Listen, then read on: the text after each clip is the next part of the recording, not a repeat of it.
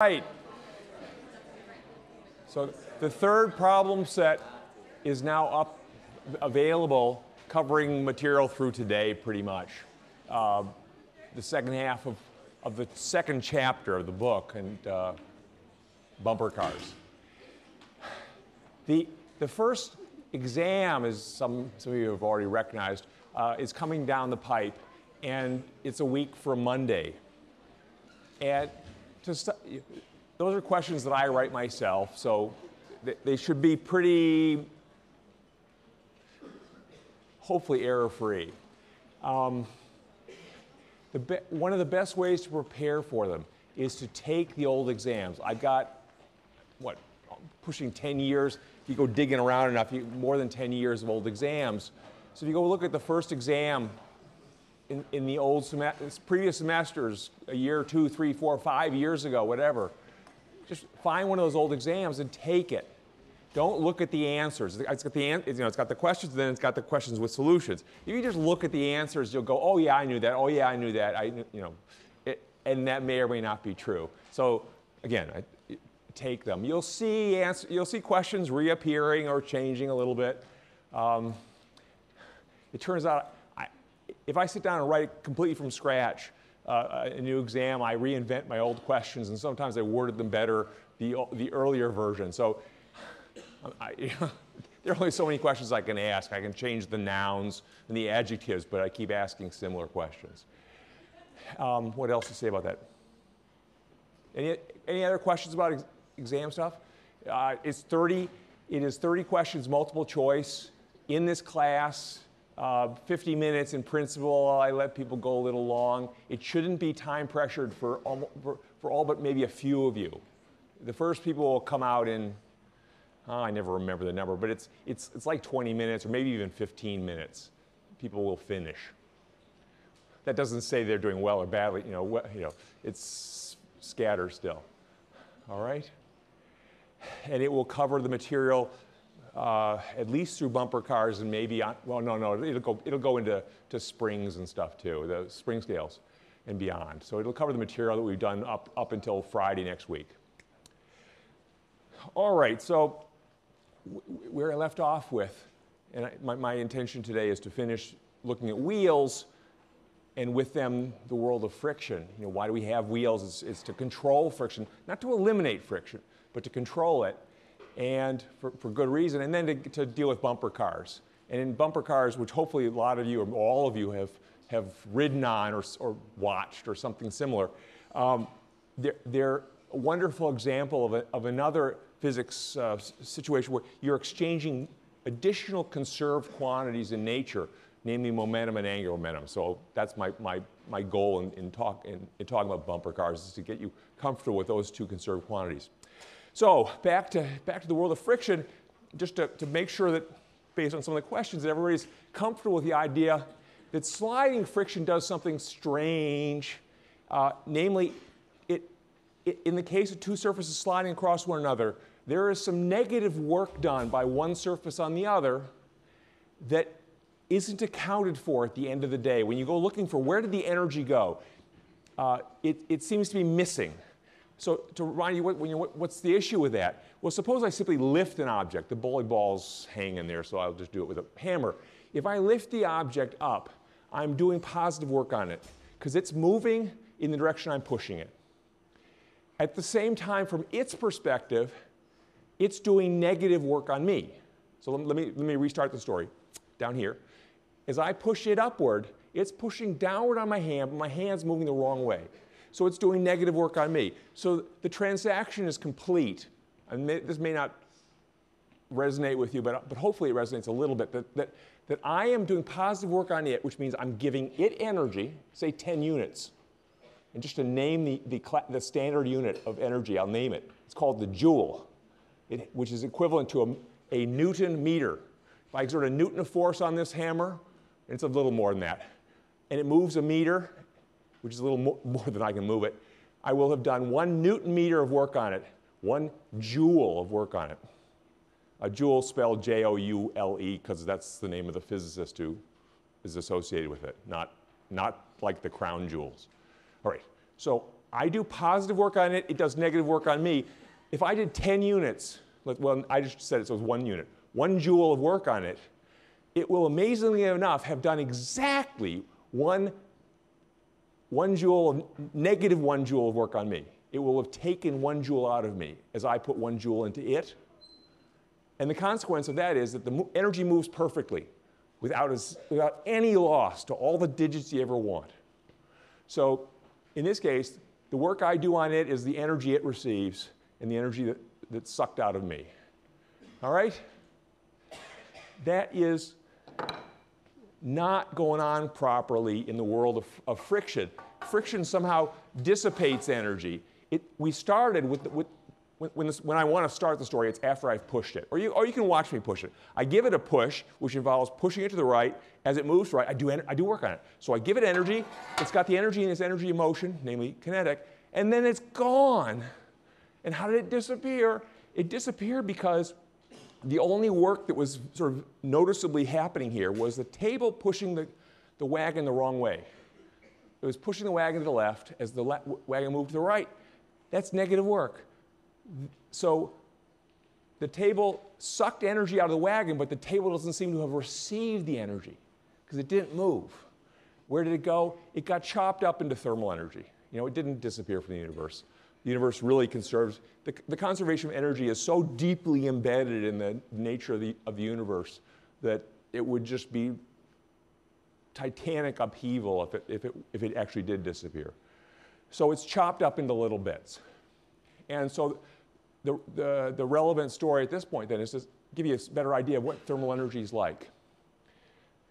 And it only shows up with sliding friction in this situation with things moving. It's only showing up with sliding friction, not static friction. Static friction, it doesn't show up because there's no relative movement between the two objects.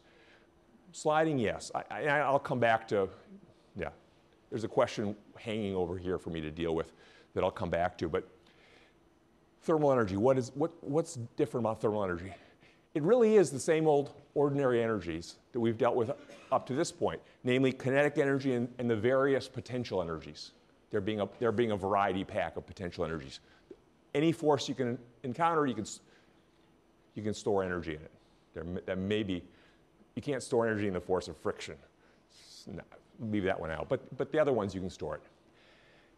And thermal energy is those same types of energy, but just chopped up into little pieces that are independent of one another.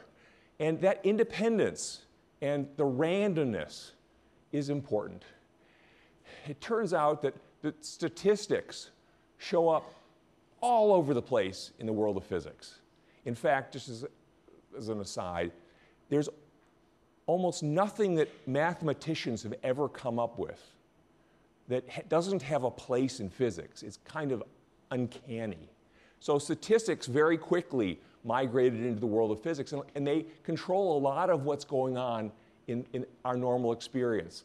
They're the reason why your room gets messier and messier and messier rather than neater and neater if you don't pay attention to it. It doesn't just like spontaneously become perfect. It could, according to laws of motion, but the reason it doesn't is for statistical reasons. And so to illustrate that in the context of energy, thermal energy it's good old-fashioned energy, and it could get its act together. The thermal energy in some object, okay, the hammer again, because I've got it. This hammer has a lot of thermal energy in it. How much? Well, it's sprinkled among all the parts, but if we added it up, and I guess with, if I disappeared for an hour, I could come back and tell you how much that is. It's enough energy to lift this thing against the force of gravity, to do work on it, to take it easily to the ceiling, probably it might be a mile high. It's a huge amount of energy. I don't know offhand what it is, so I won't go any further with that. And the consequence of doing that, of turning all its thermal energy into, for example, gravitational potential energy, or kinetic, something flies off to the right, would be that it would get very cold. Thermal energy you sense by way of temperature. Why doesn't it do that? It doesn't do that for statistical reasons. It's easy to take organized energy, what I would often call ordered energy, nicely arranged energy. And you can do work with that. You can, a moving tricycle rolling across to the right can bump into a second moving tricycle and push on it and make the second one head off to the right. It can convey energy, it can do interesting things. But just a hot tricycle, one that's got a lot of thermal energy, can't do the same thing. Again, for statistical reasons. And to illustrate why it's so hard for thermal energy to get its act together again, to do interesting things, and why, I should say, furthermore, it's a one-way street. You can take nicely ordered energy and you can ruin it. I'll do it right now. Ready? It's going to be ordered energy when it leaves my hand, and it gets ground up into useless thermal energy. And I should be careful with, it's not totally useless. You can actually still do something with thermal energy, but that's for our future. We'll talk about things like an automobile uses thermal energy to do interesting things. But basically, it's pretty much a one-way street. Order goes to disorder, and naturally, and the reverse is tough. It's tough for statistical reasons. So our classic simple illustration is a bunch of beads here. So we got white beads on one side. Hope you can see them. It's okay. We got white beads on one side, purple beads on the other, and that just happened when Al from the lecture demo just poured them in there, right? He just poured them in, and there they are. You kind of know, not likely, right? If I start stirring the beads, you know what will happen. This is a very orderly arrangement, very unlikely to happen by accident. If I let it happen by accident, can I do it like this?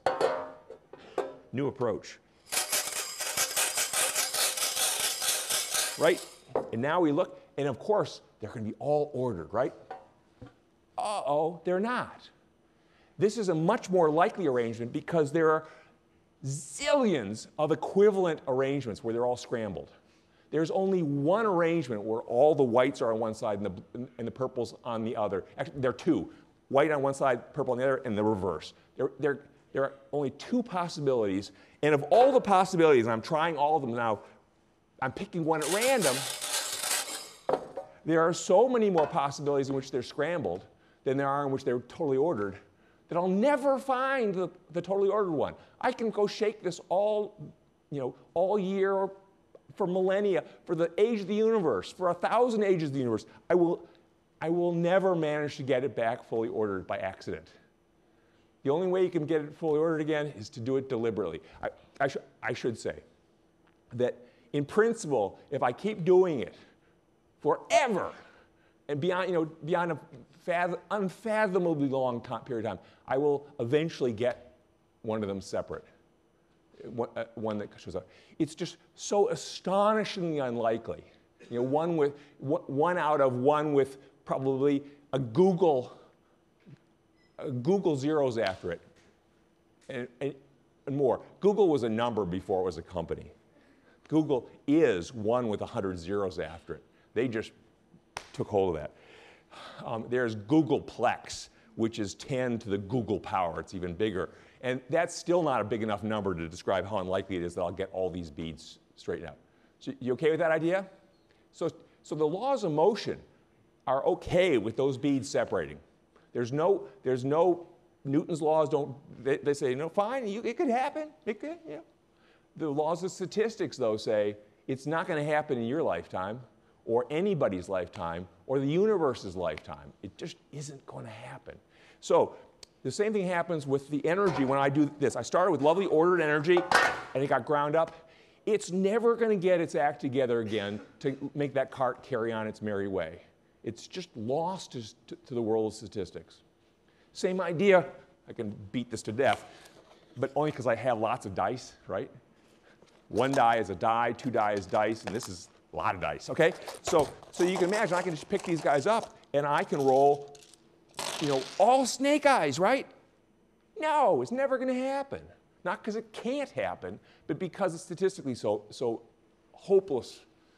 So a lot of physics revolves around dealing with statistics. What's likely to happen?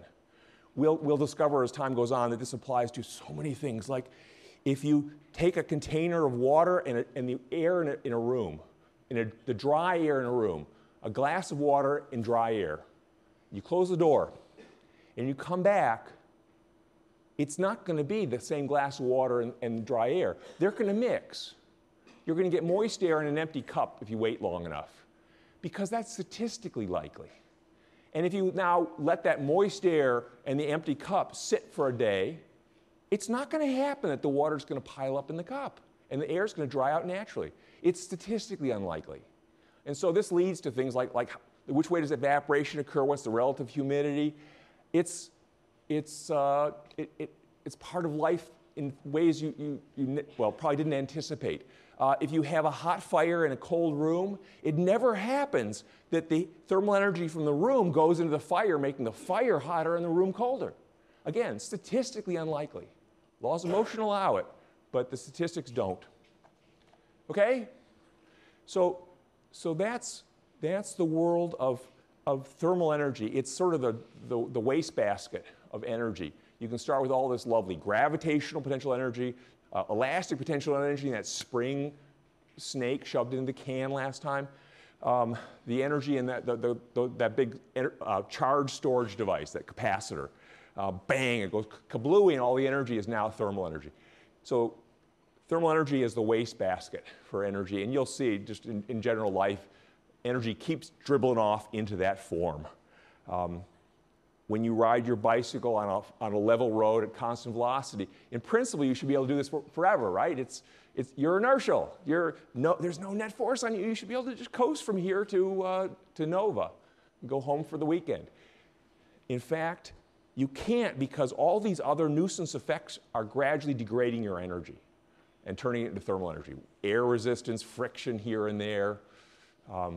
That's what happens. So, wastebasket of energy.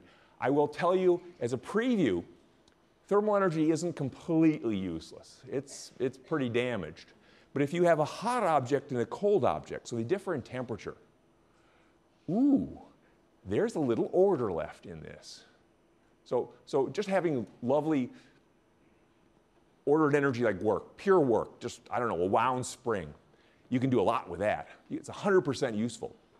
But thermal energy isn't 100% useless. If you've got temperature differences, you've got a little order left. And so when you've got a hot object and a cold object, they differ in temperature, and statistically, they want to get to the same temperature.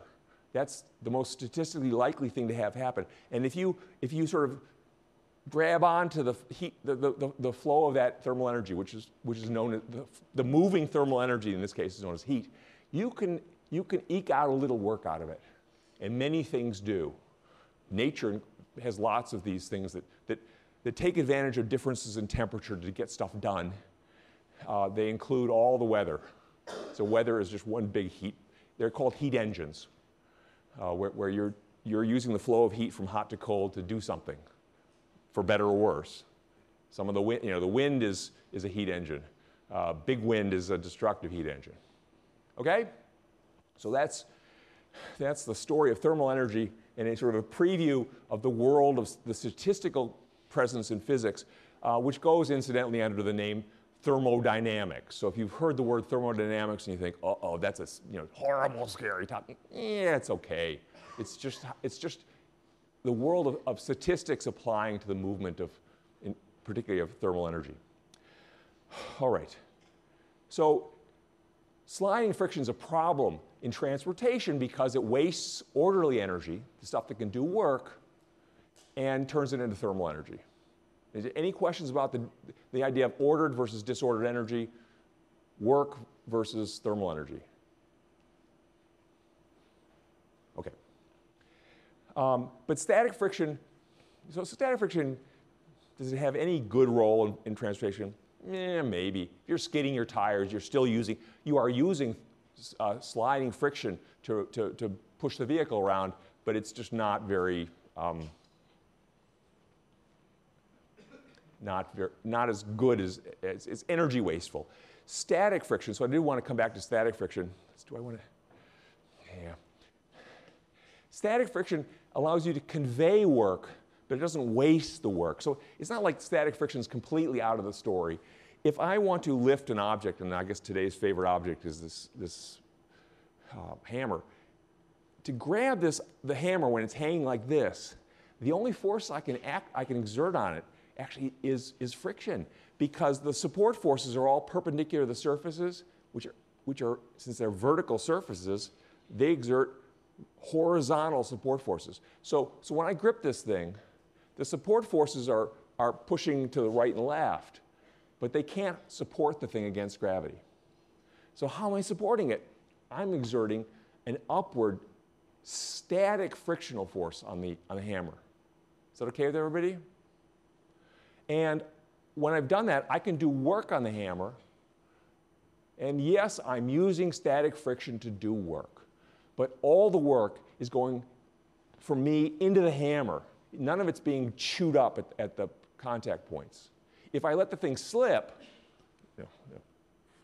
right, then it gets chewed up. So static friction, in fact, static friction can be quite useful. And in the world of transportation, it's very useful. So, okay, what I want to do is I'll get a wheel. My demos, sometimes I bring them in, sometimes I don't. Okay, when a wheel is working properly, it grips the pavement. So here's a wheel at rest. It is currently sitting on the pavement, not moving relative to the pavement. So it can experience static friction. If I don't push on it at all, the static friction happens to be 0. But if I try to slide in any direction, it's gripping. There's traction there. And I'll add that the extent of that grip, the maximum of static friction that I can get, depends on how hard the two are pushed together. The more I push down on this wheel, whatever way I do it, the more contact points at the bottom of the wheel end up touching the actual surface of the pavement. The contact between two objects, my box over there and the table, the contact's not at every single square millimeter of those two. They're touching at various discrete points. And the more you press the things together, the more points touch.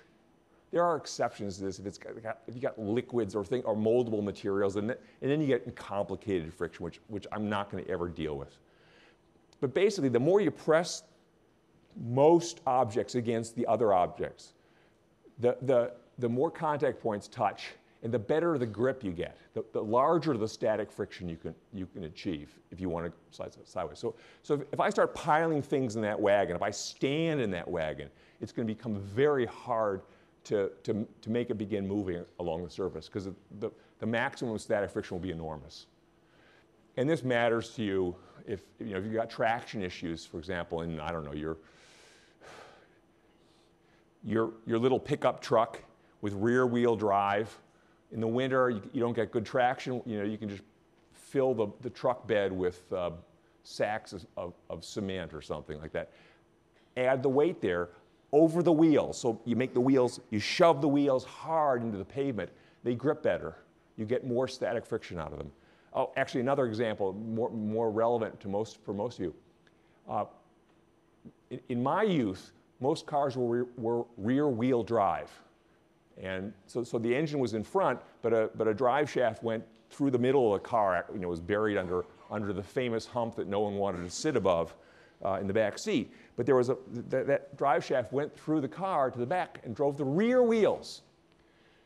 But the weight of the engine then was sitting over the front wheels, not the rear wheels. And the rear wheels didn't get very good traction because they didn't have much. They weren't being pushed down hard against the pavement. So rear-wheel drive vehicles were notoriously tricky in slippery conditions. You all now have front-wheel drive everything. And so the engine, most of the weight of the car, the intrinsic weight of the car, sits right over those wheels and squishes them against the pavement to get good grip. So, it's a big improvement. Four-wheel drive is even better, but, two-wheel drive front is good. So this wheel is gripping the pavement. It will grip more if I push down harder. And consequences of that are, if I begin to make the vehicle, and I'm the vehicle, I guess, today, if the vehicle begins to head to the right, this wheel begins to roll. And the rolling is just this landing, leaving, the landing, leaving thing. It comes down, the tire comes down on the pavement and then it lifts off the pavement. In principle, it never scoots across the pavement. So it's all static friction. And in this case, static friction manages to make the wheel roll. And I can ask you this as a question, so just to get the dust off your head, thinking caps, whatever. Let me do this. Here's a question. Woo! If you pull a wheeled cart forward, in this case to the right, so it's picking up speed. Once it is actively rolling and you're moving at constant velocity, you don't need any force anywhere. Everything can go, well, inertial. So this is saying, suppose that it's accelerating forward, say from a stop, what frictional force does the ground exert on the wheels as they roll? So it's this moment in time, not yet, not yet, not yet, now, when it's picking up speed. What's the ground doing to the wheel? You okay with the question? It's not a hard question, but it's worth thinking about.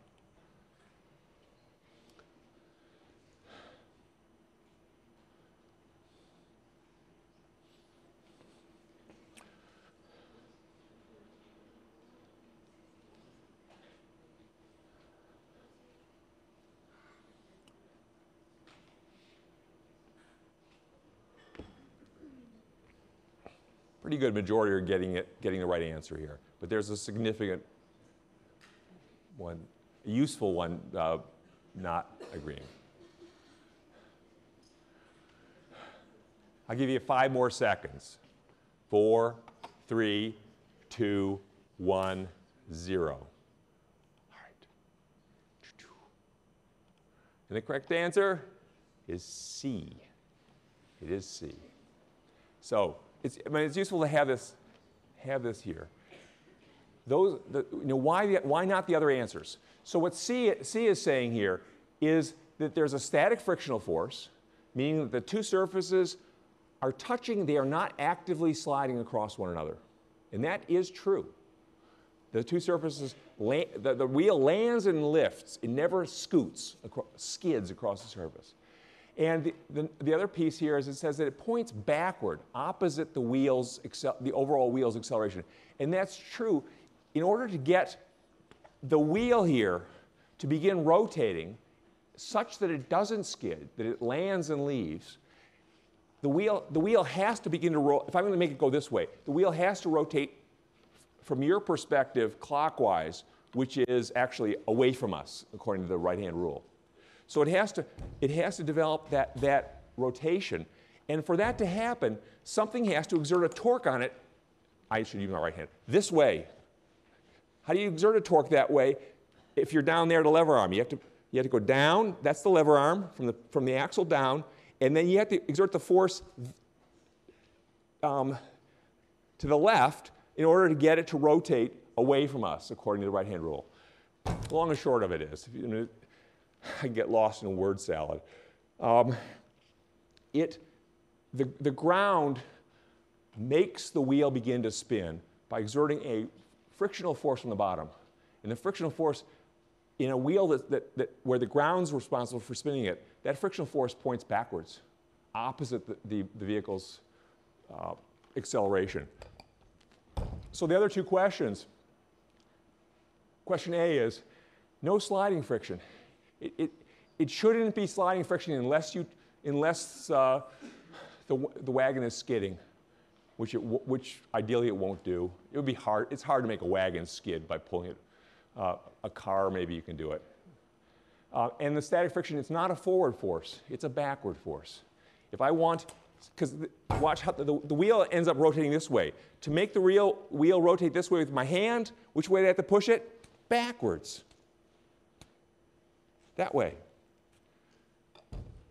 Any questions about why the right answer is right and the other ones are not? One question that comes up, just brief aside, is that like entropy? And the answer is yes.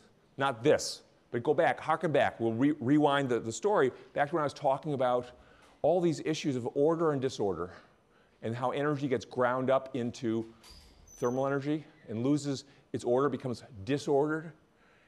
In general, the disorder of the universe keeps increasing.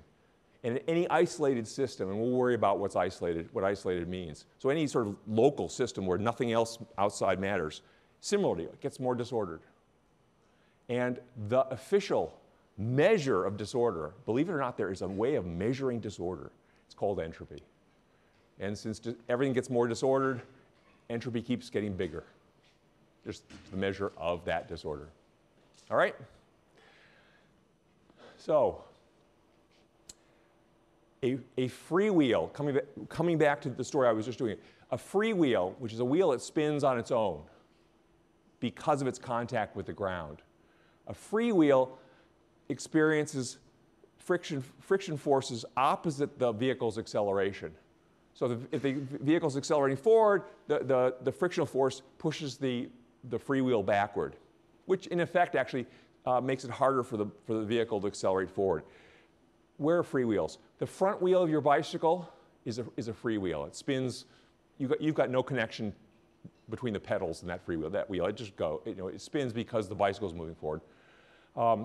The rear wheels of most modern cars, not the all-wheel drive ones, but the two-wheel drive ones. The rear wheels are mostly free wheels these days. They turn because the car's moving forward and they have to start rolling, otherwise they'll skid. All right? Powered wheels are the opposite, the other possibility. The rear wheel of your bicycle is a powered wheel. It's turned not by the ground, but by you with pedals. Longer story of how your forces and torques get to the wheel, but that's maybe down the road. In a car or a motorcycle, the engine turns at least two of the wheels, or one of the wheels is the motorcycle, right? And that wheel, oddly, gets the reverse force from friction. If I deliberately try to spin this wheel, I'm going to force it to begin rolling forward. The ground pushes the vehicle forward. And why does it do that? It's because if there's no grip between the wheel and the ground when I begin to spin the wheel, engine that I am, they'll skid. The wheel will be moving down here, and the pavement won't. They'll be skidding. So the pavement opposes that skidding by pushing forward on the bottom of the wheel. And that forward force not only prevents the powered wheel from skidding. You okay with that idea of a powered wheel? Wheel turned by an engine or by you. You're making the wheel spin. The ground says, wow, if that wheel begins to spin without some movement going on here, left, right, we're going to get skidding. So it fights that. And it pushes the wheel forward in the direction that you want to accelerate. And actually, that force does two things. It keeps the wheel from skidding, hopefully, unless things are too aggressive. And it propels the vehicle forward. It pushes it, causes it to accelerate. So this is what you're doing when you're pedaling your bicycle, is you're deliberately making that rear wheel rotate. And to prevent skidding, you get a forward frictional force from the ground. And it's a forward static frictional force. Good grip, and off you go. Is it static throughout the whole time, or only when you're accelerating? Is it static or only when you're accelerating? Ask Reed. It's while you're accelerating, and there's a picking up process, there is a forward static frictional force. Once you're at cruising speed and you're going at constant velocity, in principle, you don't need any forward force anymore. So the static frictional force could drop to zero, except there are other forces acting on you in the opposite direction. And these are all the wasty ones, the friction-like things like air resistance. They'll suck the energy out of you. And so even when you're cruising at constant speed to your wherever you're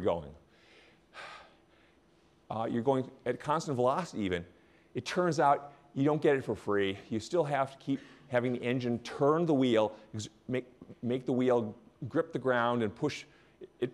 The wheel pushes the ground backward. The ground pushes the wheel forward. That's a Newton's third law pair. And it keeps pushing the car forward to compensate for the fact that there's other stuff pushing the car backward. So tires never use sliding friction, they only use static. tires never, the statement, tires never use sliding friction. They only use static. Ideally, yes. And actually, this is useful tools for living stuff, is there's always a little bit of sliding friction going on. Why? Because when a tire lands on the ground, it's not perfectly rigid. It's curved and it's somewhat soft. And so it sort of squishes out on the ground. And when you squish something on the ground, take a rubber ball and squish it, parts of the ball scoot along the surface during the squishing process. In part, it's sort of just a geometry problem. You're trying to take a curved spherical surface or cylindrical surface and mush it against a flat surface. Things have to skid. So there is some amount of sliding friction that occurs during that landing-leaving process. In principle, a perfectly rigid wheel on a perfectly smooth, flat pavement that nobody gave an inch, there'd be no problem, no sliding friction. But there is sliding friction, a little bit. So even if you're not too aggressive in your turning or accelerating or stopping, if you're too aggressive in your turning, accelerating, or stopping, you will skid. You will actively skid the whole tire across the pavement, which will waste energy and damage the surfaces. So that's a good way of just simply taking miles off the future of your tires. But even if you're driving them, everything's right, you will gradually wear away the tires and turn some of your useful energy into thermal energy. And a way of minimizing that is to keep your tires properly inflated. So why do they come after you and say, warning, warning, tires underinflated? It's because when your tire is underinflated, there's too much of that squishing process that's going on, and you get a subtle kind of friction that shows up. It's referred to often as rolling friction. So we got static friction, sliding friction, and then there's some other ones around. And rolling friction is a real problem. It's the reason why your car tires only make it for, I don't know, give or take 50,000 miles, something like that. Even if you properly inflate them, you do everything right, you don't skid the tires, whatever, they gradually wear away because of that scooting process gradually wastes energy and tears off pieces of the rubber. Is that okay? All right. Is there anything else I want to talk about with? I think I've done justice to friction and rolling. Any other questions, things that you care about? Well, let me go over, and I can do bumper cars, a really good chunk of it. The key things in bumper cars. Bumper cars, if you remember riding these things, they have these motions where, for example, your car is moving along, and you come to some kid who's just sitting there going, how do we drive it? And you hit them, and suddenly you stop or approximately stop, and they start going. It's kind of as if you passed something to them, and you lost it, they gained it. And in fact, you did. We know already that you can pass around one of these conserved quantities of nature, namely energy. You don't have to have it in your motion. You can smash into a spring, and the spring now has all this energy that you gave it by way of work, and suddenly nothing's moving. And then maybe the spring will do something down the road. But you're passing other conserved quantities when you bump into something, and they're worth paying attention to. In fact, they're quite important. One of the quantities that you pass along is known as momentum. And I've got 3 conserved quantities to convey to you over the semester. They're pretty much the only 3 that matter. And they're rare as can be, and any other civilization anywhere in the universe will have discovered these 3 things. We have no choice in the matter. They come out of the equations of motion and stuff. And momentum is a conserved quantity, and so it's worth paying attention to it. Momentum is the conserved quantity of moving, of going somewhere. Unlike energy, which is a scalar, has no direction, momentum has a direction. So right now I have 0 momentum. I am going to get some momentum and start moving to the right. Okay, now I've got it, and I'm moving to the right, and my momentum is a certain amount, and it's to the right, as opposed to now my momentum it's the same amount, but it's to the left. And the difference between those two, from this one to this one, was a huge change in momentum because the direction really matters. So it's not just the, oh, I just turned it around. No, I went from having momentum to the right to momentum to the left. That's a big difference, big change in momentum. So to illustrate that this is, it's real, okay, so fun and games, and hopefully this card will go reasonably straight, which varies from year to year, and who dropped it last. Okay, so right now I've got no momentum. Let me get away from the wall for a second. I've got no momentum. I can't get moving, no matter what I do. As long as nothing pushes on me, and that's a little iffy. Nothing pushes on me, we'll see in a minute, that momentum is transferred by pushes. If nothing pushes on me, whatever momentum I have, I keep. So I'm going to get some momentum out of the wall. I'm going to push on the wall one way, which actually will give it momentum the way I push it, although you won't notice because it's so massive. And it will push me the other way and give me momentum the way I want to go, namely across the room to the right. So here we go. I'm going to get momentum to the right. I've got it. I can't stop because I've got the momentum. I'm carrying it, and I can't give it to anything until I get to something that I can push on.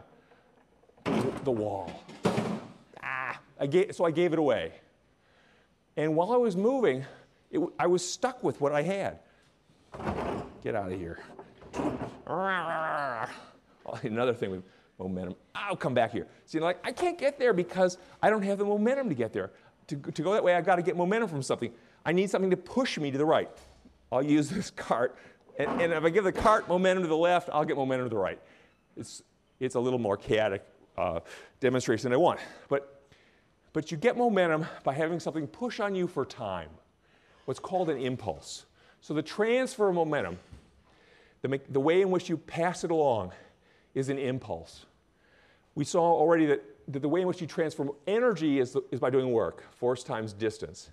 The way you transfer momentum is by way of impulse, which is force times time. An impulse, like momentum, has a direction. If you push something to the right for time, you give it rightward momentum. You push it to the left, you give it leftward momentum. So I'm going to have the wall push me to the left for a period of time, give me a good dose of momentum, and I should get back where I started. Okay, so now I've got it. I'm carrying the momentum with me, and I can't stop until I push on something to the right. And I'm going to hit, push on this. All right? So it really is a conserved quantity. You see it in things that are moving. Secretly or not so secretly, it's the reason for Newton's first law. Why do objects keep doing what they were doing if they're not being pushed on? It's because they've got fixed momentum. They can't change it. That is the whole reason. So Newton's first law is just an observation that momentum is conserved. Okay? So you give momentum to something by pushing on it for time, and it can give away its momentum by pushing on something for time. And you're giving it momentum. You can do it over a long period of time with a small force, and then it can give its momentum to something else with, for example, a short period of time and a huge force. So I'm going to get the hammer moving with a modest force over a good fraction of a second, and then I'm going to let it, that's a screw sitting in there. I left a screw in. All right. So I'm going to get the hammer moving with plenty of time to get it moving. Gentle force, big time. The product of the two is the momentum transfer. And it's going to be a downward force. And it's going to, the hammer is going to transfer its momentum to the nail by way of a big force for a very short period of time. So that's how hammers work. You give the hammer the momentum in the direction that will drive the nail into the wood. But you do it with a lot of time and a small force. The product of the two is some amount. In fact, it's a certain amount of momentum. And the hammer then gives that same momentum, all of it, to the nail, but it does it with a very short time and a huge force. Is that okay? So the world is full of these kinds of exchanges. And, okay, my usual quip with this is in going through life, we walk around trying to avoid sudden momentum changes. They hurt because they involve big forces. So if you're walking along and you walk into the wall, pick a wall that takes the momentum out of you slowly. like a padded cell. Yeah. Okay, don't go for concrete. It takes the momentum out of you too fast, and it hurts. So going back to the world of bumper cars, why do they have the rubber bumpers around the bumper cars? They could go with just steel. It would be great. Actually, having brought this up here, I might as well at least play with it. This is my midget, the ant bumper car arena. And the bumper cars here are made of plastic. So when they hit each other, they transfer momentum, and they do it by way of a huge force in a short period of time. And the ants that are currently riding on this are all like whiplashed and like concussion. It's way too aggressive for them. So the reason the rubber bumpers are there on the bumper cars is to prolong the impulses. Gentle forces for longer time. Same momentum transfer, it's good, but it doesn't involve these horrendous forces, dramatic accelerations, and damaged riders. So bumper cars are all about momentum transfers between identical riders, and how the momentum is transferred depends on the relative masses of the various people riding it. The details I will leave for the book and or video, but that part of bumper cars is all about momentum transfer. Okay with that? We'll see momentum transfers the rest of the semester. Let me show you the one other conserved quantity. I've got like just a few minutes here. We can finish up this. The other conserved quantity that shows up in bumper cars and in nature that's very much worth paying attention to is angular momentum. When something is spinning, it can't stop until it transfers a conserved quantity to the world around it. And the conserved quantity that's involved has a name. It's called angular momentum. It, again, has a direction to it. It's a conserved quantity of spinning. And which way you spin matters.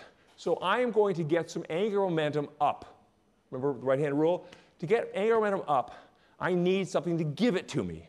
With an ordinary momentum, I had the wall to work with.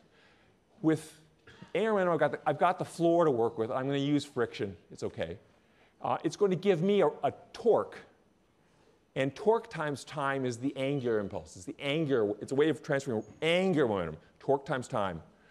I'm going to have it give me an angular impulse up. There.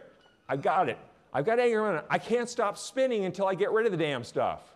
Okay? How do I get rid of it? I got to twist something else. I'll twist the floor again. I can't reach anything else. But again, it's what keeps things spinning. Once you've got it, you can't stop. And you can move it. You can pass it off to things. We can play spinning games with those colliding discs. And you play spinning games in bumper cars, too. One of the fun ones that I guess I'll finish with here is if I make myself two objects. One of them is me, and the other is this wheel. The two of us are going to sit on that isolating chair, and we are going to exchange angular momentum. So I'm going to have angular momentum some amount, and perhaps in some direction, and the wheel is going to have some amount in perhaps some direction, and the two of us together are going to become a system where our total angular momentum is unchangeable because we're isolated. So right now, our angular momentum, the portion in the upward direction is 0. But if I twist this thing like that, its angular momentum upward, its angular momentum right now is upward, mine's downward. And now it's back at 0. And now, woo! And now it's downward and I'm upward. So it's a conserved quantity. I'm just playing footsie with it. I'm passing it back and forth. And what you can't appreciate unless you do this yourself, and so please stick around if any of you want to try it, is how hard the wheel and I are twisting each other in order to convey that angular momentum. We're exerting huge torques on each other. All right? So it's a conserved quantity.